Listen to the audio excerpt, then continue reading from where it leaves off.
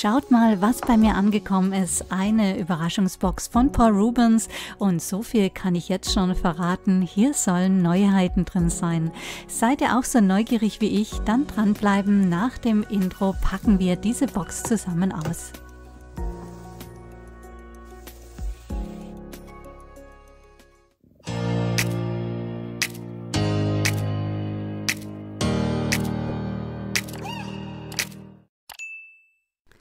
Herzlich willkommen zu einem neuen Video auf meinem Kanal Miss Kunterbunt. Ich bin die Kerstin und bei mir gibt es fast jeden Freitag, fast immer um 17:30 Uhr ein neues Video rund ums Thema Kunst. Heute wird mal wieder ausgepackt, nämlich eine Überraschungsbox von Paul Rubens. Die wurde mir kostenlos zur Verfügung gestellt, deshalb erscheint hier unten auch wieder der Hinweis Testprodukte. Ich habe keine Ahnung, was in der Box drin ist. Mir wurde nur gesagt, dass es sich um Neuheiten handelt, die erst seit dem 7.8.24 auf dem Markt sind. Also erst seit 2 Tagen solltet ihr das Video gleich schauen, wenn es rauskommt. Deshalb würde ich vorschlagen, wir warten nicht länger, sondern ich mache jetzt die Box auf und wir schauen zusammen rein.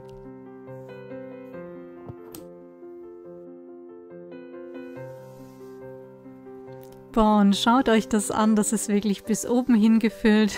Ich freue mich total, dass ich das hier bekommen habe und ich freue mich jetzt natürlich ganz besonders hier reinzuschauen. So wie es aussieht, sind es Aquarellfarben, würde ich jetzt tippen. Paul Rubens hat nämlich vor kurzem das Design geändert und ich muss sagen, ich finde das Design total schön. Es ist so edel und gleichzeitig auch so stylisch mit dem Schwarz und den goldenen Streifen. Ich weiß nicht, was ihr davon haltet, schreibt es mir gerne mal in die Kommentare. Mir gefällt es jedenfalls richtig gut. Paul Rubens hat ja schon immer sehr viel Wert auf das Packaging gelegt. So war schon immer so ein gebrandeter Textileinband dabei. Ich finde den super schön. Früher war er rosa und jetzt ist er schwarz. Dieser Textileinband hat übrigens nur dekorative Zwecke. Ja, und wie ihr sehen könnt, haben wir hier einen 12er Aquarellkasten. In letzter Zeit habt ihr bestimmt so einige Paul Rubens Videos gesehen hier auf YouTube. Es ist nämlich schon vor ein paar Wochen eine größere Variante davon auf den Markt gekommen. Das heißt, dieser 12er Kasten, das sind keine neuen Farben, sondern diese 12 Farbtöne sind bereits in der größeren Variante auch mit drin. Aber so ein 12er Kasten ist einfach super für unterwegs, wie ich finde, oder für den Urlaub. Ja, also vielleicht bevorzugt der ein oder andere von euch ja so eine kleinere Variante. Ich finde das immer sehr praktisch.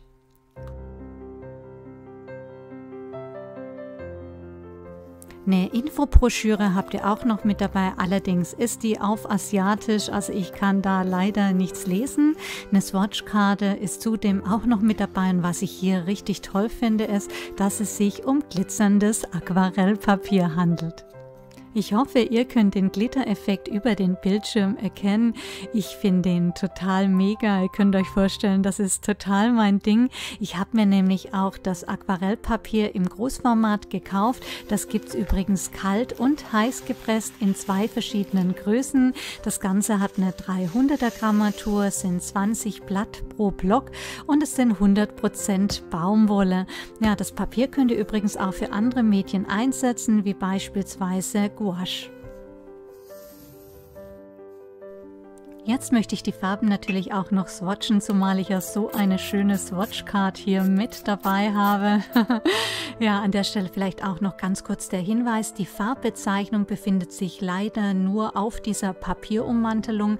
Wenn die Papierummantelung mal weg ist, dann ist auch die Info mit der Farbbezeichnung verloren. Deshalb gebe ich euch den Tipp, notiert euch mit einem wasserfesten Stift diese Information direkt auf dem Näpfchen. Die Farben könnt ihr zwar nicht einzeln nachkaufen, aber vielleicht wollt ihr ja irgendwann mal die Näpfchen umplatzieren in eurem Aquarellkasten. Ja, und dann ist die Zuordnung zu euren Swatches etwas schwierig oder ihr müsst neue Swatchcards erstellen. Und einfach aus diesen Gründen empfehle ich euch, haltet die Informationen fest. Werfen wir noch einen Blick auf die Swatches. Ja, und es sind auf jeden Fall schöne Farbtöne, toll pigmentiert. Was ich ein klein wenig schade finde, ist, dass die Gelbtöne in so einem kleinen Set sehr ähnlich ausschauen. Dann haben wir noch einen Ton, der besteht aus 3 Pigmenten. Da ist immer so ein Stück weit die Gefahr, dass dies beim Mischen zu unschönen Ergebnissen führt. Die anderen Farbnuancen sind meist einpigmentierte Töne. Das ist auf jeden Fall positiv zu bewerten.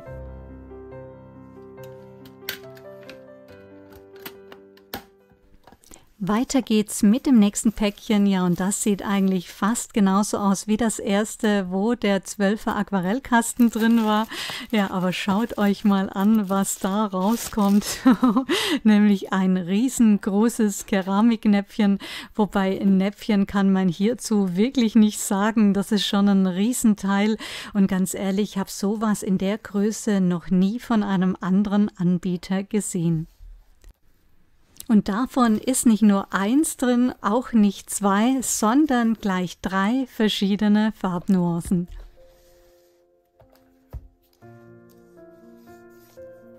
Zwischenzeitlich habe ich Paul Rubens kontaktiert und nachgefragt, was es denn mit diesen großen Farbnäpfen auf sich hat.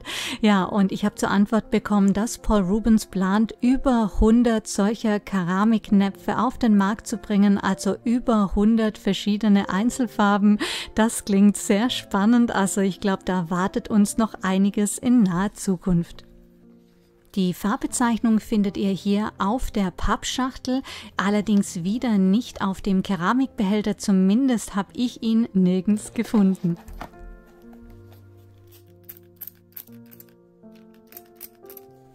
Der Vorteil von diesen großen Keramiknäpfen könnte sein, dass gerade die Farbaufnahme mit großen Pinseln erleichtert wird. Bei den kleinen Näpfchen hat man da ja oftmals Schwierigkeiten und ich verwende hier jetzt im Video nicht mal meinen größten Pinsel, sondern nur so einen mittelgroßen. Ich weiß nicht, wie seht ihr das? Habt ihr Lust auf so große Keramiknäpfe oder sagt ihr, boah nee, das ist überhaupt nicht mein Ding, das nimmt viel zu viel Platz auf dem Schreibtisch ein, oder sagt ihr vielleicht, hey, genau sowas habe ich gesucht, weil ich eben gerne großformatig male, gerne große Pinsel verwende und mich daher die kleinen Näpfchen stören. Schreibt es mir gerne in die Kommentare, mich würde das total interessieren, wie bei euch diese großen Näpfe ankommen. Bei mir persönlich überwiegt momentan der Wow-Faktor. Ich bin einfach so ein klein wenig beeindruckt von der Größe, weil ich sowas noch nie gehabt habe vorher und ich habe es auch noch nie irgendwo gesehen. Ja, so ein klein wenig erinnern sie mich an die Gansai Tambi, aber auch die sind so ein Stück weit kleiner, zumindest die, die ich kenne. Ja, deshalb bin ich jetzt mal gespannt, ob die Farben für mich praktikabel sind im Alltag. Ich denke, da muss ich noch so ein Stück weit einfach mich zurechtfinden und ich werde euch irgendwann mal eine Rückmeldung geben. Die 3 Farbtöne sind jedenfalls toll pigmentiert, wie ihr eben gesehen habt. Sie lassen sich nicht ganz so einfach wieder vom Papier nehmen. Das gilt übrigens auch für die 12 anderen Nuancen aus dem Aquarellkasten, die ich euch vorhin gezeigt habe.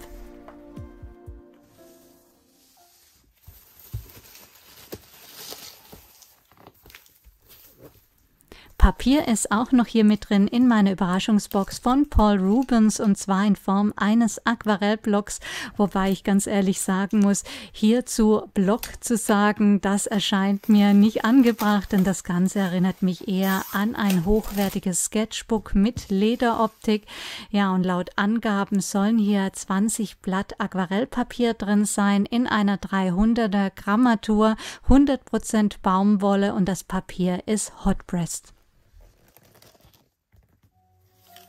Das Papier soll übrigens nicht nur für Aquarellfarben geeignet sein, sondern auch für andere Medien wie beispielsweise Buntstifte oder diverse Marker. Das probieren wir gleich noch aus.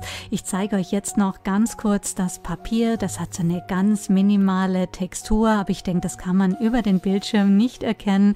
Und der Block ist von allen Seiten geleimt. Ich mag das ja persönlich nicht so gerne. Hier hinten habt ihr so eine kleine Lücke, da könnt ihr die einzelnen Blätter vom Block lösen. So, zuerst sind die Aquarellfarben dran und ich finde, das funktioniert natürlich sehr gut auf dem 100%igen Baumwollpapier. Danach möchte ich ganz kurz noch die Buntstifte testen. Ich male immer gerne mit Buntstiften meine Aquarelle zu Ende. Das heißt, ich mache mit den Buntstiften oft die Schattierungen oder eben noch Details. Deshalb ist es mir wichtig bei meinem Aquarellpapier, dass eben Buntstifte gut performen und das ist hier definitiv der Fall. Die Buntstifte lassen sich deckend auftragen und wenn man ganz leicht drüber geht, dann sieht man diese minimale Textur durch, was ich aber in dem Fall nicht schlimm finde, denn ich kann ja mit einer zweiten oder dritten Schicht das Ganze deckend auftragen. Wer gerne mit Aquamarkern malt, da muss ich sagen, derjenige wird wahrscheinlich mit diesem Papier nicht glücklich werden, denn Aquamarker performen in der Regel auf 100%igem Baumwollpapier nicht ganz so optimal. Bei Aquamarkern solltet ihr daher lieber auf Zellulosepapier zurückgreifen. Wenn euch das Thema interessiert, schaut euch gern mein Video an zu den Albrecht-Dürern von Faber-Castell. Da habe ich einen Test gemacht mit vielen Papiersorten. Und wie ich gerade schon angekündigt habe, jetzt könnt ihr es gleich sehen, der Aquamarker lässt sich auf diesem Papier kaum vermalen.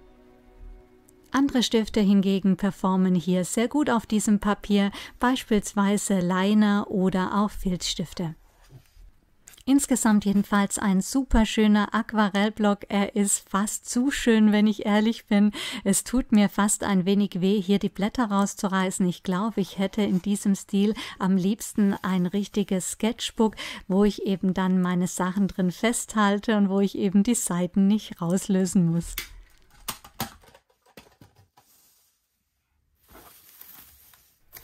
Und noch immer ist was in der Box, nämlich 4 längliche Päckchen. Die hole ich jetzt raus und dann machen wir sie zusammen auf.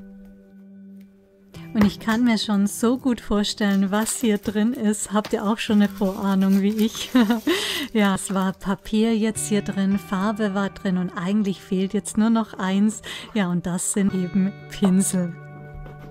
Paul Rubens hat 4 Aquarellpinsel eingepackt in 4 verschiedenen Größen. Wir haben die Größe 0, die Größe 2, die Größe 4 und dann noch der größte, die Größe 6. Ja, die Pinsel sind total formschön, wie ich finde, sehen auch hochwertig aus. Ich habe bei Paul Rubens dann nachgefragt, um welche Pinsel es sich hier handelt. Es sind Echthaarpinsel mit Eichhörnchenhaar, also jeder, der lieber eine vegane Variante möchte, für den sind diese Pinsel leider nicht geeignet. 2 der 4 Pinselgrößen sollen laut Paul Rubens bereits ausverkauft sein. Ja, ich verlinke euch alle Produkte, die verfügbar sind, wie immer in der Infobox. Die Pinsel und auch viele andere Paul Rubens Produkte sind momentan reduziert. Es gibt Preisnachlässe von bis zu 20%. Das Ganze hat einen Grund, denn Paul Rubens feiert sein 14-jähriges Bestehen. Ja, und deshalb laufen jetzt so einige Aktionen. Zudem könnt ihr auch auf Instagram tolle Preise gewinnen. Da gibt es zum Beispiel einen Malwettbewerb. Wer darauf Lust hat, der schaut einfach mal auf der Instagram-Seite von Paul Rubens vorbei. Die Pinsel machen auf jeden Fall einen sehr guten Eindruck. Sie können das Wasser und auch die Farbe sehr gut halten. Ich muss sagen, den Nuller und auch den Zweierpinsel hätte ich mir so ein klein wenig dünner vorgestellt, also dass man da so eine dünnere, präzisere Linienführung hat. Aber das ist wirklich Jammern auf hohem Niveau. Ein Pinsel hat so ein klein wenig Haare verloren, bei den anderen 3 war das überhaupt nicht der Fall. So, jetzt ist die Box leer. Ich habe alles ausgepackt. Ja, zum Thema Box fällt mir spontan noch ein, dass ein paar von euch mich angeschrieben haben und wissen wollten, ob es die Mystery Art Box bald wieder gibt von mir in meinem Etsy-Shop. Und ja, die habe ich auf jeden Fall eingeplant für den Herbst. Ich werde da wieder anfangen, für euch was zusammenzupacken. Ich bin mir noch nicht sicher, ob ich im September starte oder erst im Oktober. Ich muss mal schauen, wie das zeitlich bei mir hinkommt. Ich werde euch auf jeden Fall informieren, hier auf YouTube, in meinen Videos, unter dem Community-Tab und natürlich auch in meiner Instagram-Story. So, das war's mit dem Unboxing. Ich hoffe, es war spannend für euch und natürlich hoffe ich, dass wir uns nächste Woche wiedersehen. Bis dahin wünsche ich euch eine gute Zeit, bleibt kreativ und macht die Welt ein wenig bunter.